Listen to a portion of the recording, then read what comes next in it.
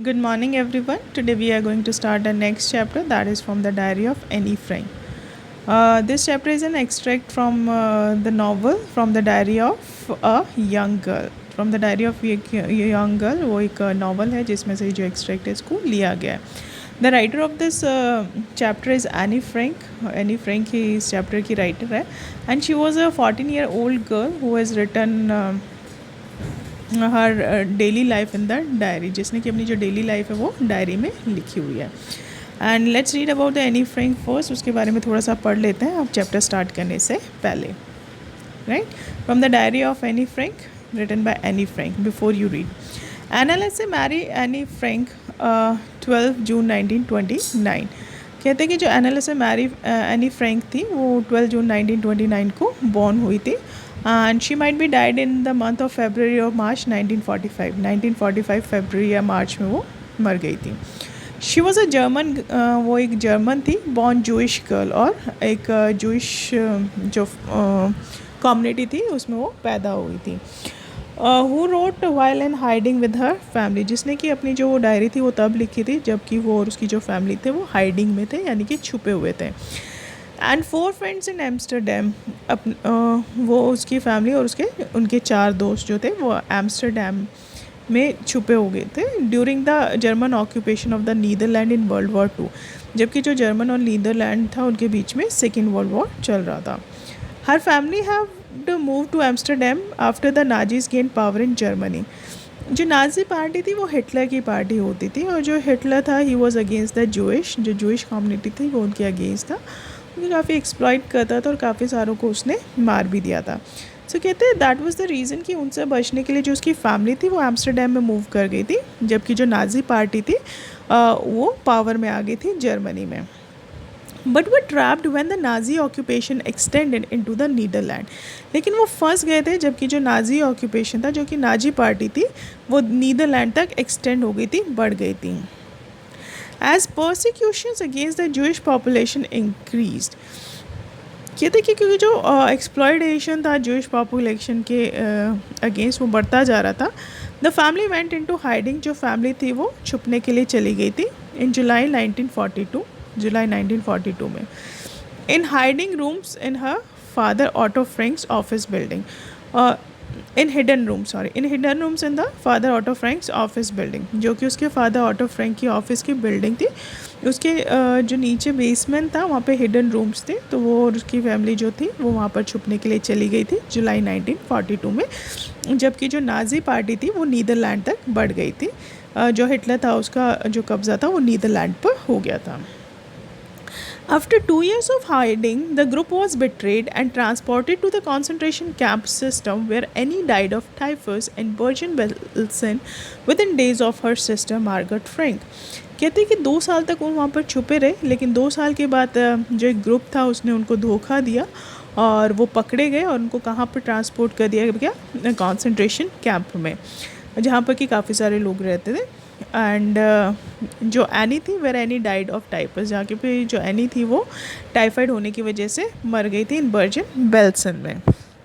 With in days of sister, अपनी sister के death के कुछ ही दिनों बाद, मार्गरेट फ्रैंक, जो कि उसकी सिस्टर थी उसके नाम था Margaret Frank.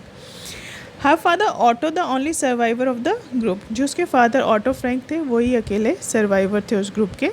Return to Amsterdam after the war ended, जो कि एम्स्टरडैम वापस आए थे जबकि जो वॉर थी वो ख़त्म हो गई थी. To find that the diary had been saved, तो उन्होंने देखा कि जो उसकी डायरी थी एनी फ्रैंक की वो बच गई थी. Convinced that it was a unique record, he took action to have it published in English. कहते हैं कि उस बात से पूरी तरीके से कन्विंस्ड हो गए थे कि वो एक यूनिक रिकॉर्ड है, और इसलिए उन्होंने उसके लिए एक्शन लिया और उसको पब्लिश करा दिया इंग्लिश में, under the name the diary of Anne Frank. किस नाम से? The diary of Anne Frank, the diary of a young girl. जो एक diary of a young girl novel था उसके नाम से उन्होंने उस डायरी को इंग्लिश में पब्लिश करा दिया. The diary was given to Anne Frank for her 13th birthday. जो डायरी थी एनी फ्रैंक को एज ए गिफ्ट मिली थी 13th बर्थडे पर. And chronicles of events, of her life from 12 June 1942 until his final entry. और उसकी जो chronicles the events, chronicles में लगातार जो इवेंट्स हुए उसकी लाइफ में 12 जून 1942 से लेकर जो फाइनल उसकी एंट्री थी, लास्ट एंट्री 1 अगस्त 1944 तक, उसने वो सारे ही इवेंट्स उसके अंदर मेंशन किए गए थे। It was eventually translated from its original Dutch into many languages. कहती है कि वो जो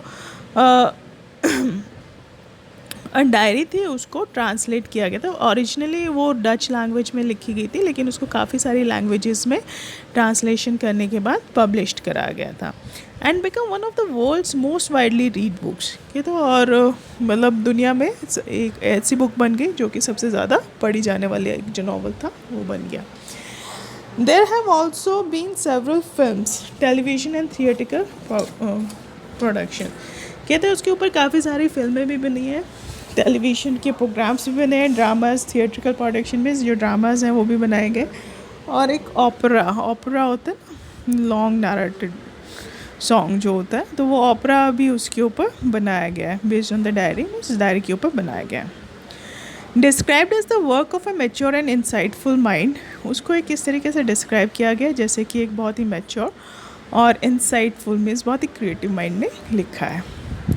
the diary provides N intimate examination of daily life under Nazi occupation. कहते वो जो डायरी है उसने एक बहुत ही क्लोज एग्जामिनेशन, बहुत ही क्लोज नोटिस किया था, क्लोजली नोटिस किया था चीज़ों को और अपनी डेली लाइफ को, जबकि जो नाजी पार्टी थी वो नाजी ऑक्यूपेशन में नाजी पार्टी जो थी वो पावर में थी।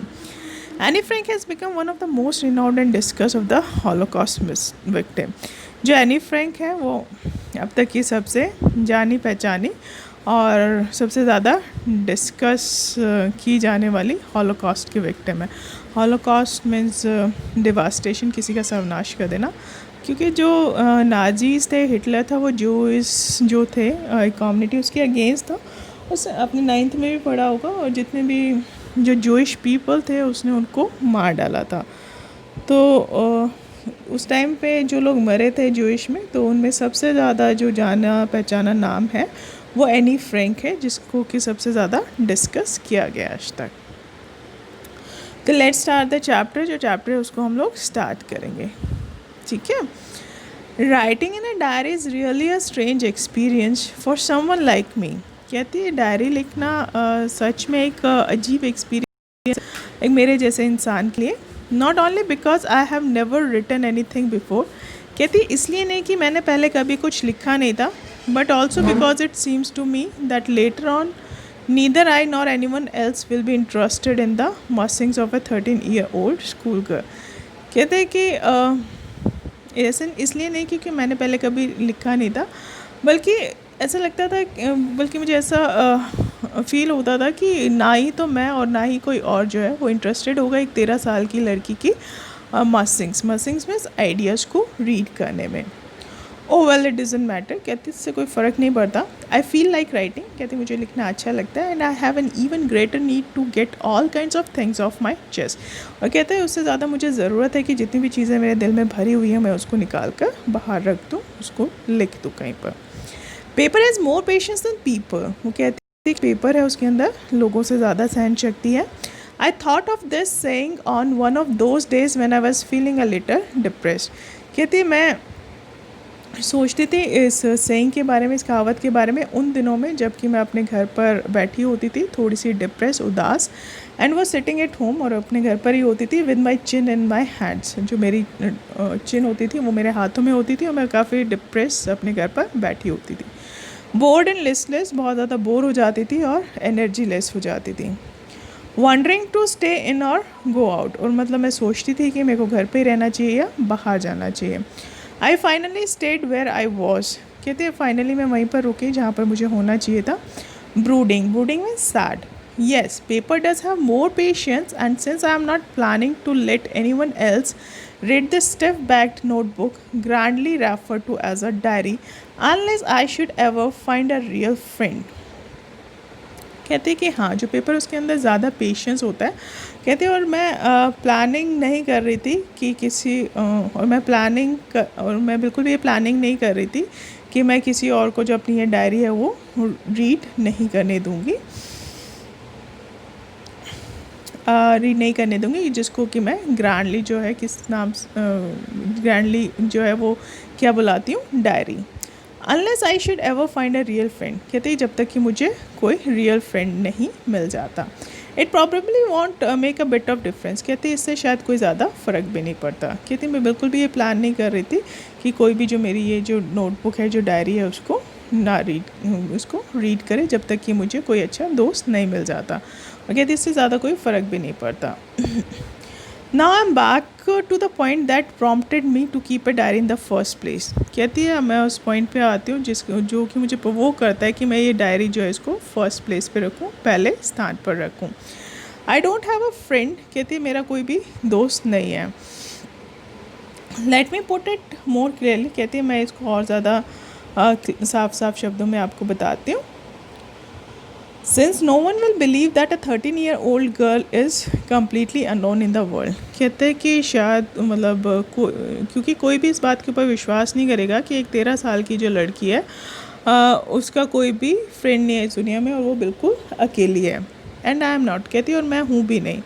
आई हैव लविंग पेरेंट्स, मुझे बहुत प्यार करने वाले पेरेंट्स हैं। एंड ए 16-year-old सिस्टर, और मेरी एक 16 साल की बड़ी बहन है। And there are about 30 people I can call friends, और कहती है मेरे आसपास 30 लोग हैं जिनको कि मैं अपना दोस्त बुला सकती हूँ।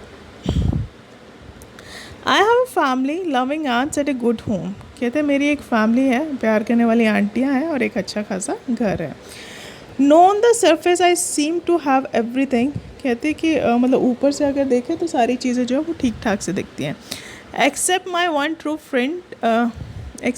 ट्रू फ्रेंड, मतलब अगर इस बात को छोड़ दिया जाए कि मेरा एक कोई सच्चा दोस्त है।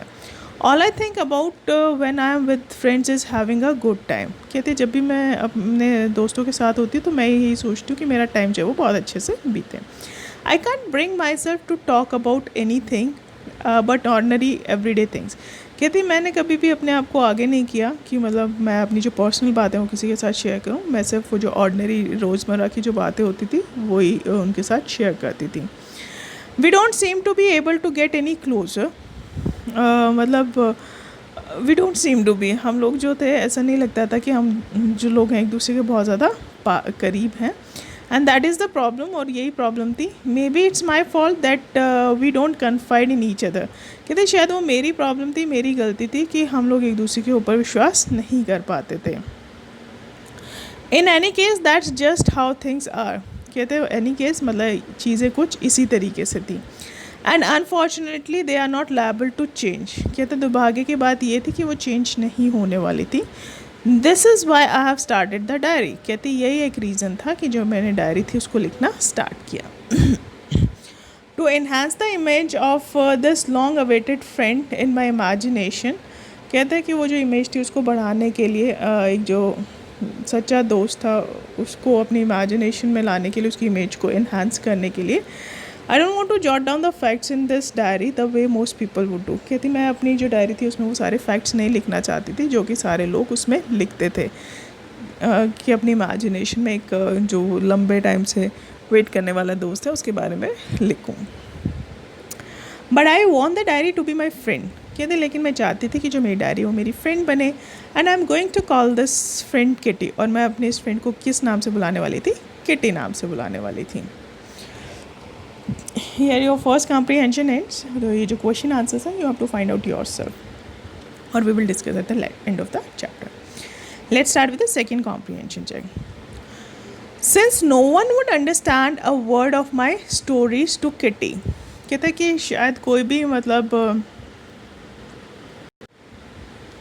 Since no one would understand a word of my stories to Kitty, कहते मतलब क्योंकि कोई भी मतलब जो मेरी स्टोरीज़ हैं एक भी शब्द जो है वो जो मैं किटी के अंदर लिखूंगी उसको समझ नहीं पाएगा। If I were to plunge right in, अगर मैं उसमें डायरेक्ट लिखना स्टार्ट कर दूँगी, मतलब उसमें डायरेक्ट जो चीज़ें लाइफ है अभी मेरी उससे लिखना स्टार्ट करूँगी तो शायद ही जो डायरी है उसको कोई समझ पाएगा। I would better provide a brief sketch of my life, तो कहते हैं कि इसलिए मेरे लिए अच्छा होगा कि मैं अपनी लाइफ का जो एक ब्रीफ स्केच है वो उसके अंदर लिखूँ। Much as I dislike doing so, कहते हैं कि क्योंकि मुझे ऐसा करना बिल्कुल भी पसंद नहीं था, फिर भी मैंने सोचा कि मैं उसमें लिखूँगी अपनी लाइफ के ब्रीफ स्केच, क्योंकि अगर मैं ऐसा नहीं करूँगी तो कोई भी उसको समझ नहीं पाएगा, right. My father the most adorable father I have ever seen. कहते हैं कि जो मेरे फादर हैं वो इस दुनिया के सबसे प्यार करने वाले फादर हैं जिनको कि मैंने अब तक देखा है। Did not marry my mother until he was 36 and she was 25। कहते हैं कि उन्होंने मेरी माँ से तब तक शादी नहीं की जब तक कि वो खुद 36 ईयर्स के नहीं हो गए और जो मेरी मदर थी वो 25 ईयर्स की ना हो गई हूँ। My sister Margot was born in Frankfurt in Germany. कहते जो मेरी सिस्टर थी मार्गॉट तो वो फ्रैंकफर्ट जर्मनी में पैदा हुई थी 1926 में। आई वॉज बॉर्न ऑन 12 जून 1929। कहते और मैं 12 जून 1929 को बॉर्न हुई थी, यानी कि उसकी जो सिस्टर थी वो उससे 3 ईयर्स एल्डर थी। I lived in Frankfurt until I was 4। कहते जब तक कि मैं 4 साल की नहीं होगी तो मैं फ्रैंकफर्ट में ही रही। My father immigrated to Holland in 1933। और कहते जो मेरे फादर थे वो हॉलैंड चले गए थे 1933 में। My mother Edith Hollander Frank went with him. और जो मेरी मदर थी एडिथ हॉलैंडर फ्रैंक वो भी वहाँ पर चली गई थी उनके साथ। और टू हॉलैंड इन सेप्टेम्बर, वो सेप्टेम्बर में चली गई थी, right. While Margot and I were sent to Achen to stay with our grandmother। कहते लेकिन मेरे को और मेरी बहन मार्गोट को आचेन भेज दिया गया था मेरी ग्रैंड मदर के पास रहने के लिए। मार्गोट वेंट टू हॉलैंड इन दिसंबर। कहते जो मार्गोट थी वो उसको हॉलैंड में दिसंबर में भेज दिया गया था। एंड आई फॉलोड इन फरवरी। कहती उसके पीछे पीछे मैं फरवरी में वहाँ पर चली गई थी। When I was plunked down on table as a birthday present for Margaret। और मुझे मतलब उसकी टेबल पे एज ए बर्थडे प्रेजेंट रख दिया गया था। Planck down means in a formal way, एक बर्थडे प्रेजेंट की तरह उसका जो टेबल था उसके सामने, मतलब जो मार्गोट था उसके सामने प्रेजेंट कर दिया गया था as a birthday gift. I started right away at the Montessori nursery school. कहती है वहाँ पे मैंने जो मॉन्टेसरी नर्सरी स्कूल था उसको ज्वाइन किया। I stayed they until I was 6। कहती है मैं उन्हीं के पास रही जब तक कि मैं 6 साल की नहीं हो गई। Eight which time I started in the first form. और जब मैं 6 साल की हो गई थी तो मैंने अपनी जो फर्स्ट स्टैंडर्ड था उसमें एडमिशन लिया। In the 6th form my teacher was Mrs Kuperus. कहते जब मैं 6th स्टैंडर्ड में आई थी तो जो मेरी टीचर थी वो मिसेस कूपरस थी, द हेड मिस्ट्रेस, जो कि स्कूल की हेड मिस्ट्रेस थी। At the end of the year we were both in tears. कहते जब साल ख़त्म हुआ तो हम दोनों ही आंसुओं में थे। And we said a heartbreaking farewell. और हम दोनों ने एक दूसरे को फेयरवेल मीन्स विदाई देना, हार्ट ब्रेकिंग, टूटे हुए दिल से एक दूसरे को विदाई दी। In the summer of 1941 grandma fell ill and had to have an operation. कहते समर 1941 में जो मेरी ग्रैंड मदर थी वो बहुत ज़्यादा बीमार हो गई थी और उनका ऑपरेशन होना था। So my birthday passed with little celebration. इसलिए जो मेरा बर्थडे था वो बहुत ही कम सेलिब्रेशन के साथ बीत गया। ग्रैंड मदर डाइड इन जनवरी 1942। जो मेरी ग्रैंड मदर थी वो जनवरी 1942 में एक्सपायर हो गई थी। No one knows how often I think of her. कहते कोई नहीं जानता कि मैं उनके बारे में कितना सोचती थी। एंड स्टिल लव हर, मैं उनसे कितना प्यार करती थी। This birthday celebration in 1942 was intended to make up for other, and grandma's candle was lit along with the rest। कहते हैं कि मतलब ये जो बर्थडे सेलिब्रेशन था 1942 में उसको इस इंटेंशन के साथ मनाया गया था कि जो पहला कम सेलिब्रेशन के साथ बीत गया था तो वी हैव टू कम्पनसेट, उसको कम्पनसेट करने के लिए जो ये वाला बर्थडे था उसको धूमधाम से मनाया गया था। एंड ग्रैंड माज कैंडल वॉज लिट। और जो मेरी ग्रैंड मदर एक्सपायर हुई थी उसके लिए मैंने एक एक्स्ट्रा कैंडल लिट की थी बाकी सारी कैंडल्स के साथ, यानी उसके लिए एक अलग सी कैंडल जलाई थी। समटाइम ये क्वेश्चन आ जाता है कि means how can you say that any loved her grand mother. जो एनी थी वो अपनी ग्रैंड मदर से बहुत ज़्यादा प्यार करती थी, तो उसमें हमें ये लिखना होता है that she had mention that no one knows that how much she loved her and how much she loved her and often think about her, and she lit an extra candle on her birthday। तो इससे हमें पता चलता है कि वो उससे कितना प्यार करती थी। Now she is saying that 4 of us are still doing well। हम जो चारों हैं वो बहुत ही अच्छा कर रहे हैं। and that brings me to the present date of 28 जून 1942। कहते हैं और इसलिए आज मैं मतलब हम सारे चारों लोग बिल्कुल ठीक ठाक और अच्छा कर रहे हैं। और आज ये जो प्रेजेंट है मुझे मिला है 28 जून 1942 को.